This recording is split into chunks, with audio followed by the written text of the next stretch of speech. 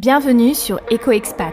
Ici, je vous parle sans filtre des hauts et des bas de la vie à l'étranger en partant à la rencontre de Français qui ont décidé de sauter le pas. Ce podcast est votre coin pour découvrir des conseils, des échanges et pour mieux préparer votre départ. Allez, c'est parti! Bonjour Camille, bienvenue sur EcoExpat. Merci beaucoup d'avoir accepté mon invitation. Bonjour Sarah, merci beaucoup. Alors Camille, tu as 26 ans, tu es originaire de Lille, tu as vécu en Afrique du Sud et maintenant tu es à Maurice. As-tu dû quitter ton emploi pour vivre à l'étranger? Non, et oui.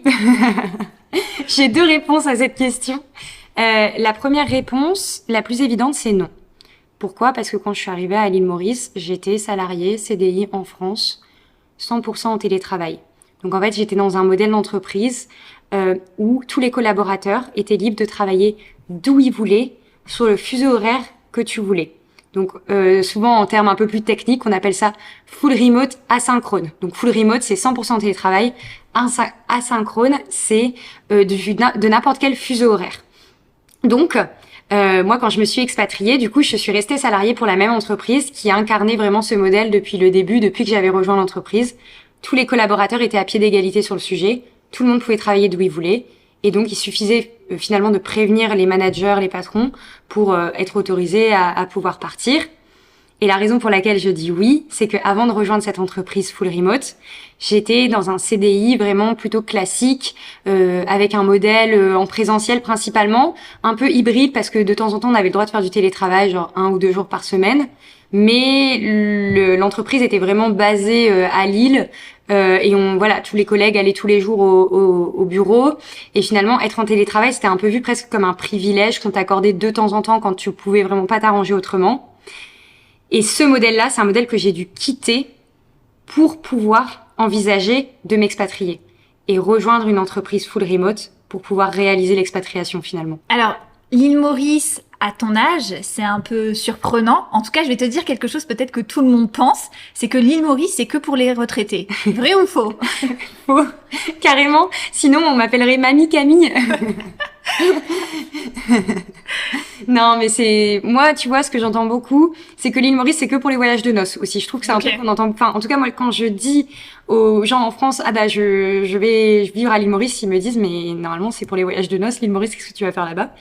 Et non, l'île Maurice, c'est bien plus que ça. Et je pense on connaît pas bien, finalement, l'île Maurice en France. D'ailleurs, il y en a beaucoup qui pensent que l'île Maurice, c'est un département français. Oui, c'est vrai.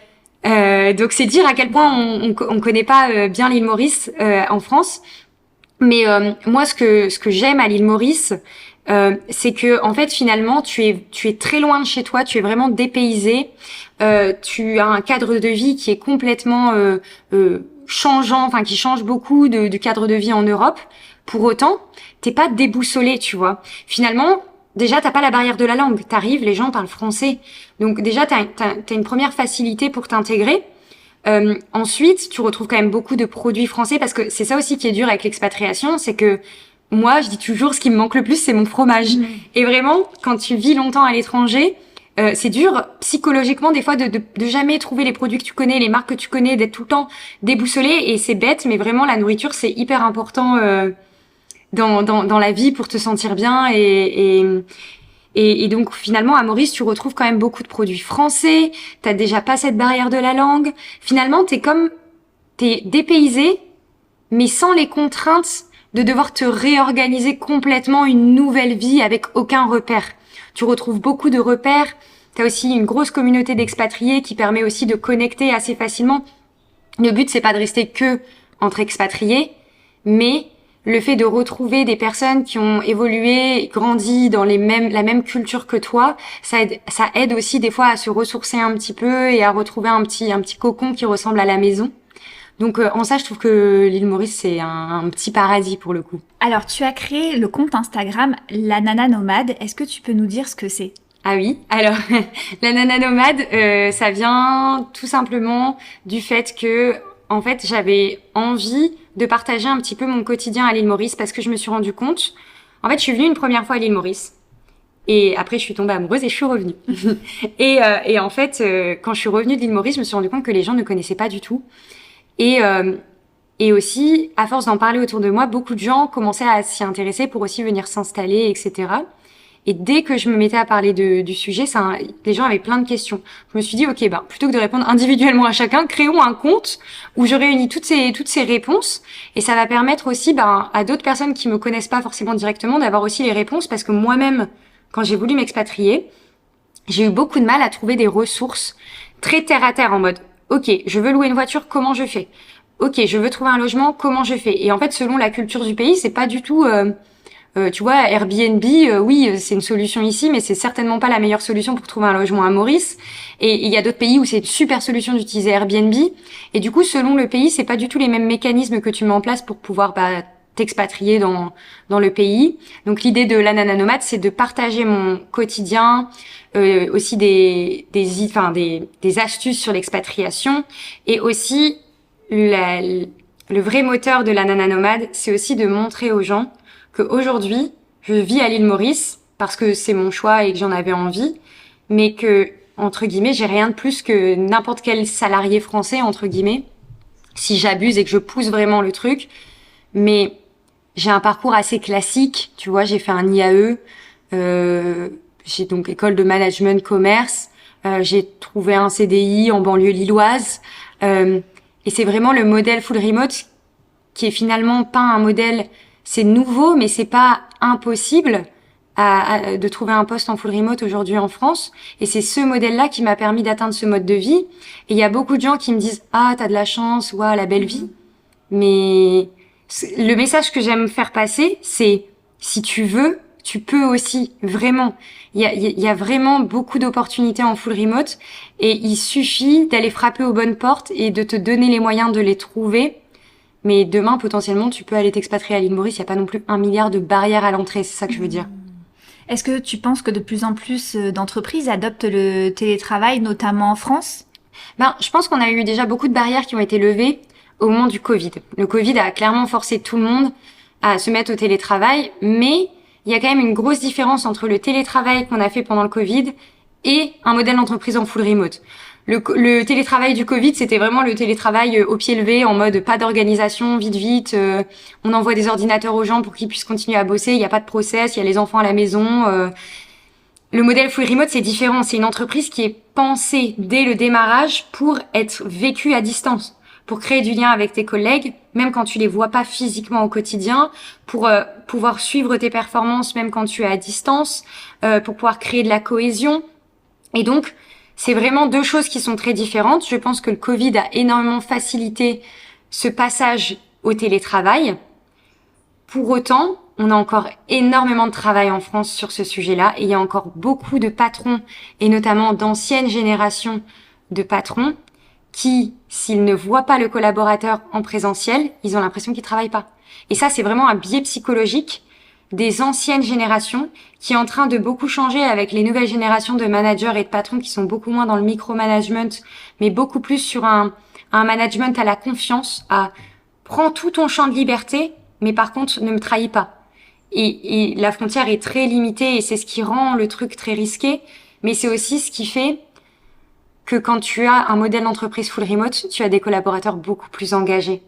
Moi, par exemple, pour l'avoir été pendant 2 ans, pour rien au monde, enfin vraiment, ce modèle me rendait tellement heureuse, parce qu'en fait, mon patron me donnait tellement de liberté dans ma vie personnelle, ça m'a permis de retrouver un super équilibre vie pro, vie perso, de pouvoir vivre où je voulais, de travailler sur les horaires que je voulais, là où je me sentais productive. Par exemple, typiquement, je me souviens quand j'allais au bureau, à 14h, c'était horrible. T'es là, t'es en train de t'endormir, t'es en pleine digestion, t'es pas productif. Sauf que t'es au bureau, donc tu vas pas te mettre à faire une sieste au bureau. Donc, alors que quand t'es en remote, tu te prends ta petite pause de 30 minutes, tu te fais ta micro-sieste, et ça te ressource, et t'es beaucoup plus productif après. Et en fait, quand tu es dans ce modèle où on te donne énormément de liberté, t'as envie de prouver que tu es digne de cette liberté, et de pas justement, presque de délivrer encore plus que ce qu'on attend de toi pour que ça dure pour toujours, en fait. Et donc, je trouve que à travers le modèle full remote, tu obtiens des collaborateurs qui sont beaucoup plus engagés, et donc tu fais aussi beaucoup de rétention et d'engagement de tes collaborateurs au sein de ton entreprise, beaucoup plus que quand tu es dans le micromanagement, où là, du coup, on va compter heure par heure, minute par minute, et je vais rien te laisser en plus. Et qu'est-ce que tu penses des jeunes de ton âge, en fait, de la Gen Z, qui exigent aujourd'hui ce genre de mode de travail? Bah, je pense qu'ils ont raison, tout simplement. Je pense qu'ils ont totalement raison. Et aujourd'hui, clairement, et c'est pour ça que je pense que le full remote a vraiment eu encore une longue route devant lui. Parce que, qu'on le veuille ou non, la Gen Z, c'est la génération qui arrive là sur le marché du travail. Et cette génération, elle est plus du tout prête à autant de sacrifices que ce que pouvait faire, par exemple, la génération de nos parents ou de nos grands-parents, où là, on se déplaçait, on allait vivre à Paris parce que le travail était à Paris. On allait vivre à côté de l'usine parce que le travail était à l'usine. Aujourd'hui, avec la digitalisation et le fait que, maintenant, si tu veux apprendre une compétence, tu peux l'apprendre en ligne avec Internet. Si tu veux exercer ton métier, tu peux l'exercer en ligne avec Internet. Aujourd'hui, les gens ne sont plus prêts à autant de sacrifices pour leur employeur. Et au-delà de ça, c'est qu'aujourd'hui, les gens veulent mettre leur métier au service de leur vie. Ils veulent plus subir leur vie pour faire plaisir à un patron. Et donc, le modèle full remote, c'est vraiment la réponse parfaite à ce besoin de sens aussi qu'a cette génération.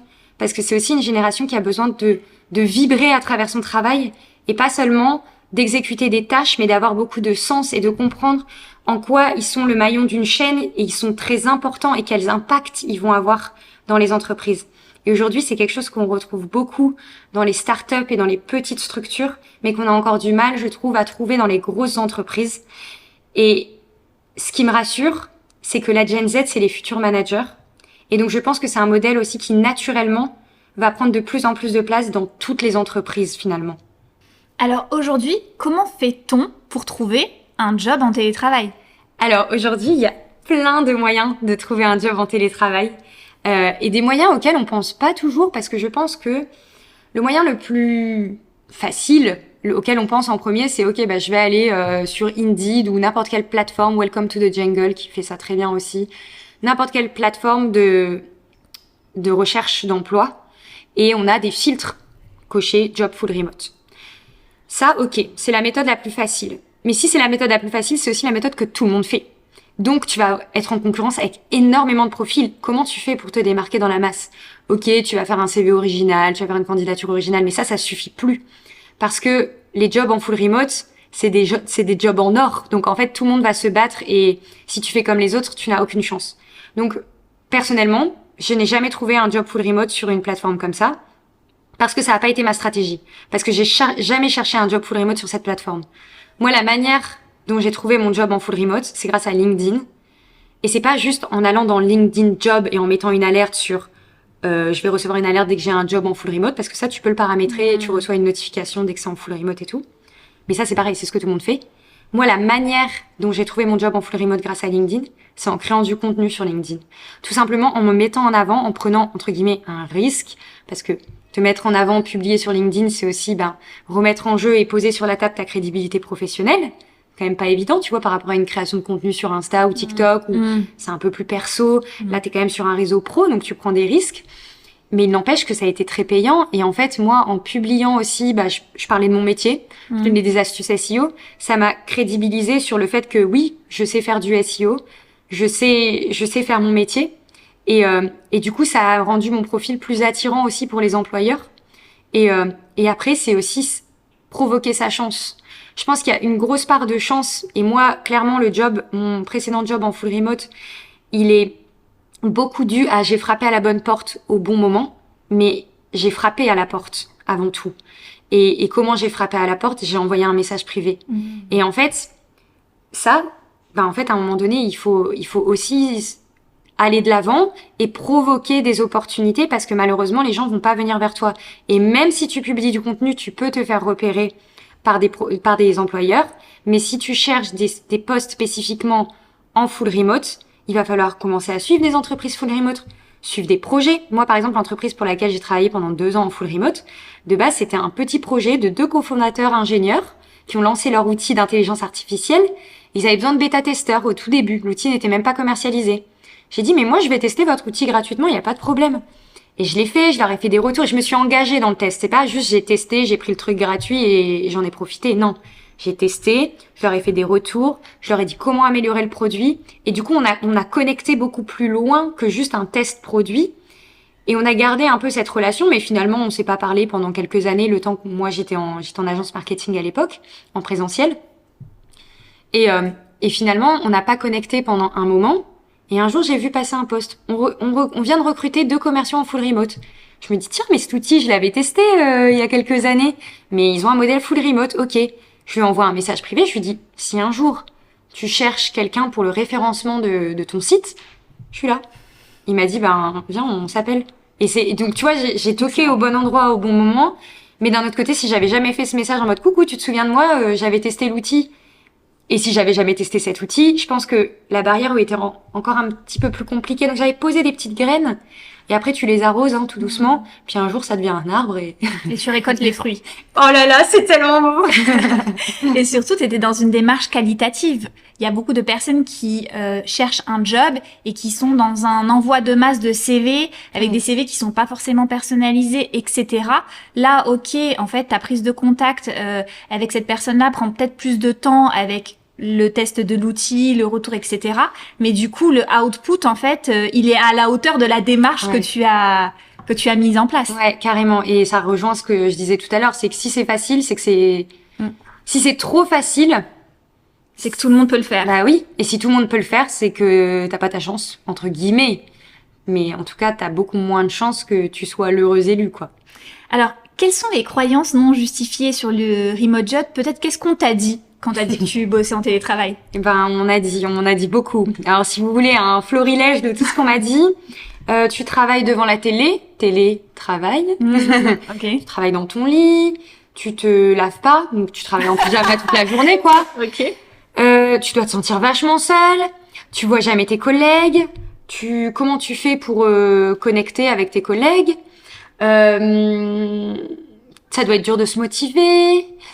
Enfin voilà, ça c'est une petite overview de tout ce qu'on peut entendre. Je pense qu'il y en a encore plein d'autres des préjugés. Ah, tu fais tes lessives aussi? Ouais, je fais mes lessives. Je fais mes lessives, mais c'est vrai, hein. Je fais vraiment mes lessives pendant que je télétravaille. Et donc, c'est quoi le problème? En fait, c'est vraiment, c'est ça la différence entre un salarié et un salarié en remote. C'est que le salarié en remote, il va faire ses lessives pendant qu'il travaille. Bah oui, moi la lessive, elle se fait toute seule, je l'appuie sur le bouton, ça se lance. Et puis, 1 heure après, je vais l'accrocher, ça me prend 1/4 d'heure, maximum. Et en fait, ça me change rien, parce que ce quart d'heure de pause, je l'aurais fait au bureau. J'aurais été prendre un café avec un collègue. Donc en fait, en termes de productivité ou en termes de temps de travail, on est exactement la même chose. Sauf que moi, pendant que j'ai fait ma lessive sur mes heures de travail, je me suis libérée du temps le soir pour me déconnecter, pour faire d'autres choses ou pour terminer les dossiers que j'aurais pas terminés. Donc en fait, je pense qu'il faut vraiment switcher son cerveau sur cette partie-là. Et oui, j'ai fait une sieste pendant ma journée de travail. Oui, j'ai fait une lessive. Et c'est ok parce qu'en fait, ça change rien. Ce qui compte, c'est pas le temps de travail, c'est la productivité et ce que tu vas pouvoir réaliser sur ta journée de travail. Et on en revient à ce que je disais tout à l'heure. À partir du moment où on te donne ce niveau de liberté et où on te dit va accrocher ta lessive pendant que tu travailles, t'as envie de rendre. Parce que, mais typiquement mes courses, je les fais tout le temps en semaine parce que c'est un enfer d'aller faire ses courses le week-end parce que t'as tout le monde. Mais quel bonheur, quel gain de, comment on appelle ça, un gain de qualité de vie de ne pas devoir être dans le supermarché en même temps que tout le monde. Du coup, mes courses, je les fais en 2 fois moins de temps. Et le week-end, je peux me concentrer sur faire d'autres choses qui me font vraiment plaisir. Et du coup, tu gagnes vraiment en qualité de vie et pour autant, tu perds pas du tout en productivité parce que soit t'es plus productif sur tes heures de travail, soit tu rattrapes à un autre moment. Mais je pense que si tu compares 2 collaborateurs à temps de travail égal, l'un en lui laissant la liberté, l'autre en le micromanagement, tu arrives sur le même résultat en fait. Sauf que l'autre aura une bien meilleure qualité de vie et un meilleur engagement, meilleure estime de son entreprise que celui qu'on va micromanager et surveiller à chaque instant et empêcher de faire des choses ça n'a aucun sens en fait. Complètement. L'autre sera dans une situation beaucoup plus durable et pérenne, quoi. Ouais. Il y a une étude qui est sortie, qui s'appelle étude Odoxa de mars 2021 et qui met en avant que 60% des remote workers quand même souffriraient de solitude. Comment on peut gérer ça? Est-ce que tu es d'accord avec ça quand même par rapport à la solitude? Je suis partiellement d'accord, encore une fois. Je pense que c'est un vrai sujet et moi je l'ai traversé à un moment donné, mais je pense qu'il y a aussi beaucoup de choses à mettre en place pour ne pas subir ça. Je prends un exemple que j'ai vécu quand j'ai commencé à travailler en full remote. J'ai commencé au mois de juillet pour mon entreprise. au mois de septembre, je n'arrivais plus du tout. Donc ça faisait 2 mois, à peine 2 mois, à peine 3. Et en fait, pourquoi j'y arrivais plus? Je pense que c'était beaucoup lié à mon environnement. Donc j'étais toujours à Lille, du coup, vu qu'avant je travaillais à Lille, donc j'étais restée vraiment dans le même appart. L'appart que j'avais choisi de base parce que c'était proche de mon travail, donc pas spécialement quelque chose de grand, ni c'était agréable, mais voilà, c'est un lieu où j'allais être le soir, quoi, en rentrant du travail, donc pas tout le temps. Et là, j'étais passée de un lieu de passage à un lieu de vie 24, 7. Et mon bureau était dans ma chambre. Et ça, c'est la pire erreur parce que c'est hyper compliqué. En fait, je faisais lit bureau lit quoi, et c'était horrible. Et en plus, un autre facteur, c'est que la personne avec qui je vivais, elle était en présentiel. Donc c'est-à-dire que quand il rentrait du travail, lui, il avait qu'une envie, c'était de se poser, de s'asseoir devant la télé. Moi, j'avais qu'une envie, c'était de parler, d'aller voir des gens, de sortir de chez moi. Du coup, on était vraiment déconnectés. Et ça, depuis, lui aussi est en télétravail. Et du coup, c'est beaucoup plus gérable au quotidien parce qu'on est beaucoup plus aligné sur nos besoins de sociabilisation, etc. Mais la réalité, c'est que je pense que pour avoir un bon équilibre en full remote, et encore, ça dépend de chacun, mais personnellement, ce qui m'a un peu sauvée, c'est vraiment les coworking, aller bosser dans des cafés et connecter avec d'autres gens qui sont en télétravail. Et régulièrement maintenant, il n'y a pas une semaine où je travaille 100% à la maison. Je vais beaucoup travailler à l'extérieur, je vais faire des sessions avec d'autres personnes qui sont en télétravail, et ça aide beaucoup à garder cet équilibre. Et du coup, naturellement, maintenant, mes amis sont aussi en télétravail. Et donc, on se retrouve beaucoup plus après le travail. Alors que quand je travaillais en présentiel, le soir, je rentrais chez moi et je faisais rien d'autre. Là, maintenant, le soir, je vais vraiment faire des activités. Je vais sortir. Et tu vois, par exemple, l'expatriation à Maurice, ça aide aussi énormément parce qu'à Maurice, il fait beau tout le temps. Donc, tu vas facilement sortir, faire une petite marche, aller à la plage, avec des copains à la fin de ta journée. L'expatriation facilite aussi beaucoup cette socialisation en dehors du bureau, en fait. Et je pense que c'est hyper important pour pouvoir tenir sur du long terme et garder ta motivation parce que moi, je n'arrivais plus à ouvrir mon ordi, à être productive. J'étais là devant l'ordi et j'attendais que ça se passe, quoi. Et en fait, ça aussi, c'est hyper important. Mais comment ça se passe, c'est que je pense que la plupart n'auraient pas osé le dire à leur patron. C'est dur de dire à son patron, mais écoute, ça fait 2 mois que je suis dans la boîte et j'arrive plus à me motiver en télétravail, alors que le modèle est 100% en télétravail. Je prenais un risque, j'étais encore en période d'essai. Et le management a un rôle énorme à jouer sur cette partie-là.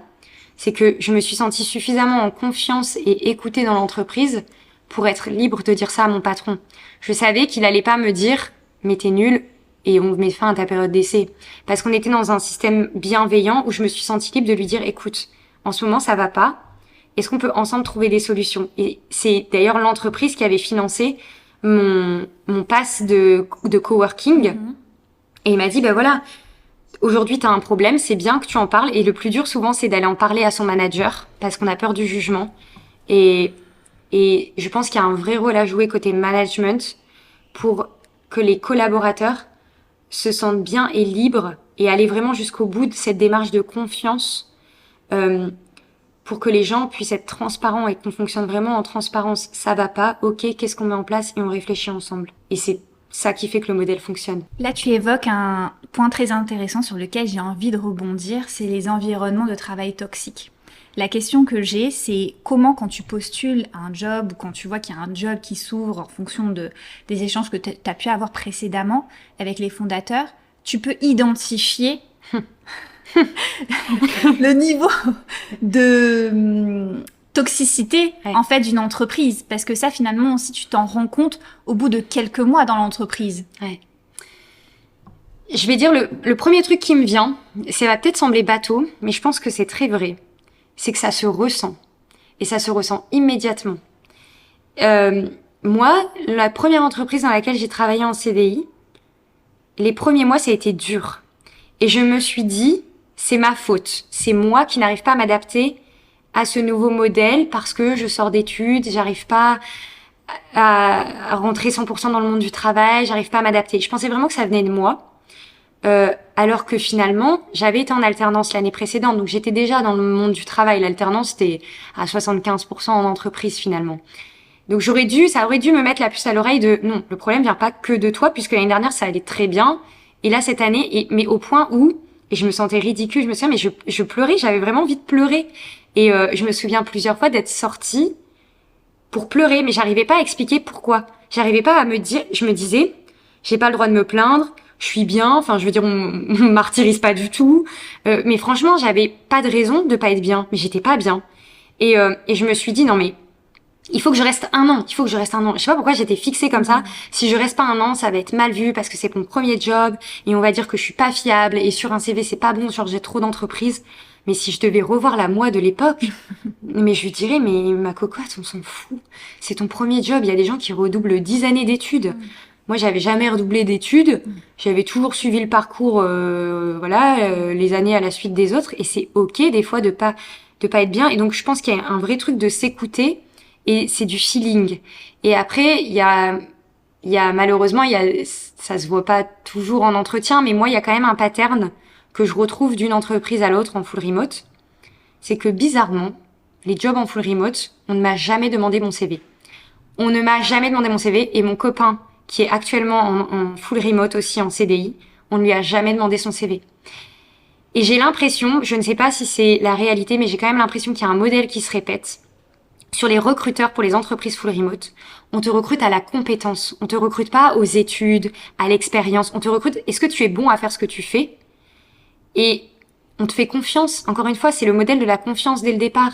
Si on est là en train de te demander de justifier, ça d'ailleurs ça existe énormément dans les grosses boîtes, envoyez-moi une copie de vos diplômes, envoyez-moi vos anciennes fiches de salaire pour être sûr que t'es pas en train de surnégocier ton salaire et que machin. Mais attends, mais pour moi ça commence comme ça, c'est red flag direct, tu vois. Parce que non, il faut dès l'entretien, on doit te faire confiance pour les compétences que tu mets en avant. Et cette confiance, ça passe aussi par, alors je dis pas qu'il faut recruter sans CV, mais tu le sens à la personne. Si c'est quelqu'un qui est passionné par son métier, qui maîtrise le sujet dont elle parle, t'as pas besoin d'aller voir son niveau d'études ou tu vois. Et j'ai l'impression que c'est un modèle qui se répète. Alors peut-être que ça pourrait aider, en tout cas, dès qu'on va trop dans le micromanagement dès l'entretien, je pense que pour moi, c'est déjà un red flag, tu vois. Super intéressant. Tu tentes désormais l'aventure entrepreneuriale en lançant l'école du SEO, donc qui est une formation de SEO. Est-ce que c'est une mode aujourd'hui de devenir entrepreneur ? Je pense que c'est quelque chose qu'on nous met beaucoup dans la tête, effectivement. Est-ce que c'est une mode ? Je ne sais pas. Moi, je dirais plutôt que la mode aujourd'hui, c'est de se sentir bien, de s'écouter. Et ça peut paraître vraiment bête de dire ça, mais j'ai l'impression que c'est vraiment quelque chose qui anime. Finalement, c'est ça qu'il y a derrière le discours, soit entrepreneur, soit libre de ton temps, soit libre géographiquement, mets en place des leviers financiers. Ce qu'il y a derrière, c'est juste d'être bien dans ta vie. Et finalement, la mode, c'est ça. La mode, c'est d'être animé par un projet, d'être porté par un projet, que ça soit un projet salarial, entrepreneurial, peu importe, en fait, nous, notre nouvelle génération, ce dont on a besoin, c'est de vibrer à travers notre métier. Notre job, c'est pas juste un moyen de gagner de l'argent.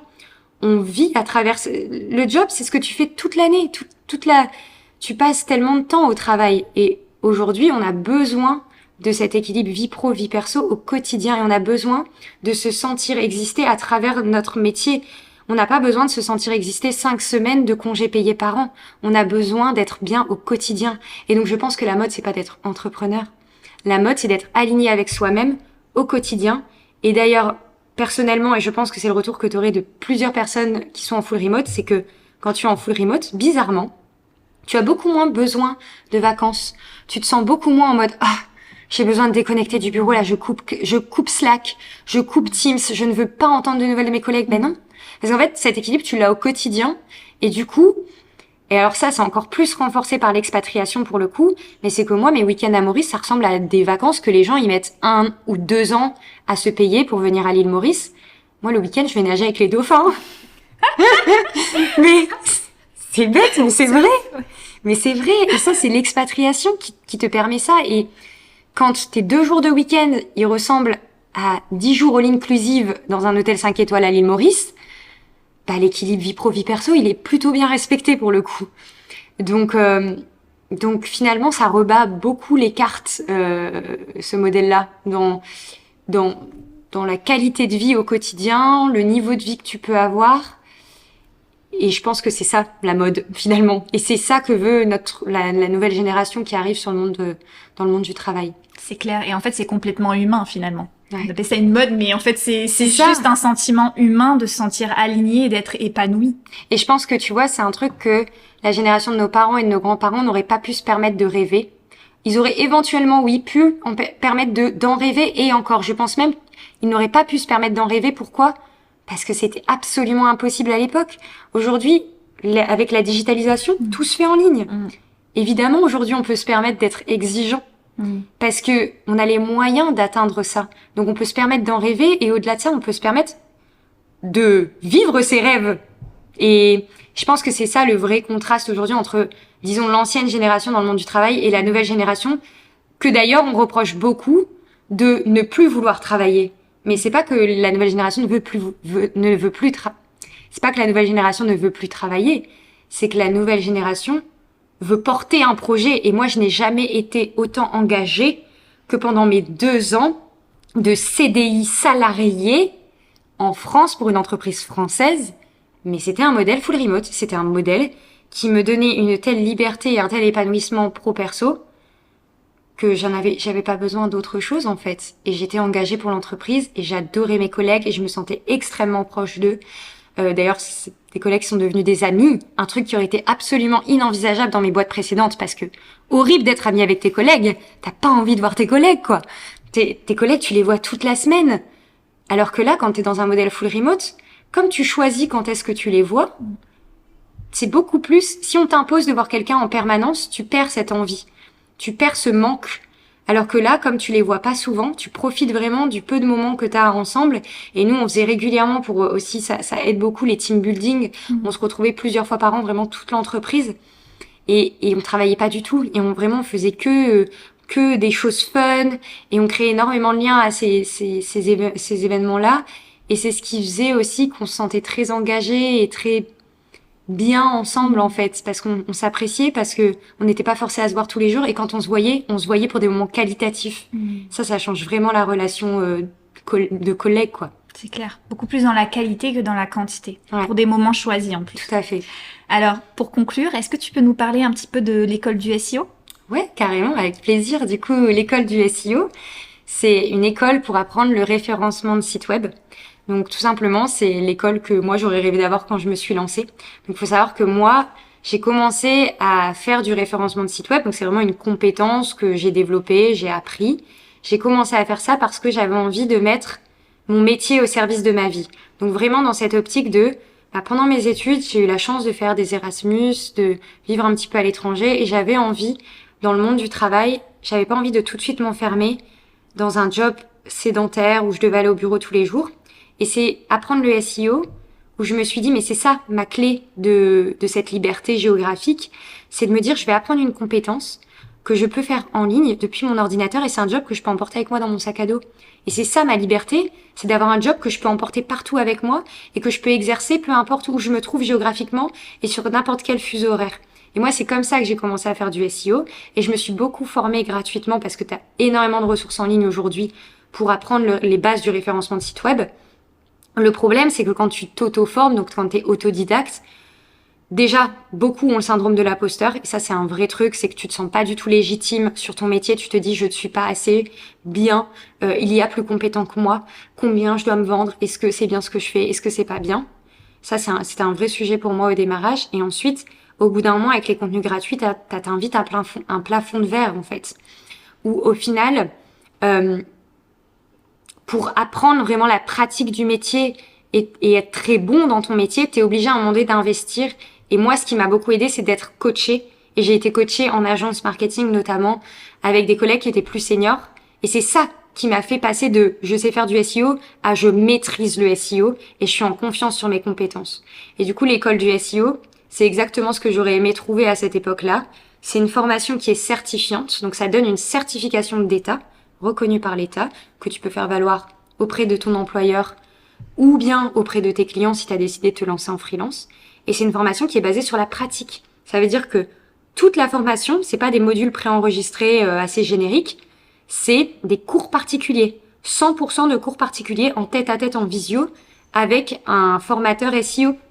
Et donc, on a un programme de formation qui est fait par défaut, entre guillemets, dans le sens où on délivre une formation d'état, donc on est obligé d'avoir une trame. En revanche, comme tout est délivré en cours particulier, le formateur va vraiment s'adapter au profil de la personne et à son niveau. Donc aujourd'hui, on est capable de former à la fois des personnes qui sont en reconversion professionnelle et qui n'ont jamais touché au digital, tout comme des personnes qui sont déjà en poste sur le marketing digital et qui ont envie de monter en compétence sur quelque chose de plus niché pour augmenter la valeur de leur profil. Donc aujourd'hui, on peut toucher énormément de monde avec cette formation parce qu'elle s'adapte à la personne qu'on va former en face de nous finalement. Merci beaucoup Camille pour ces informations. On partagera en description de l'épisode les liens utiles. Merci beaucoup à toi pour l'invitation et à très vite.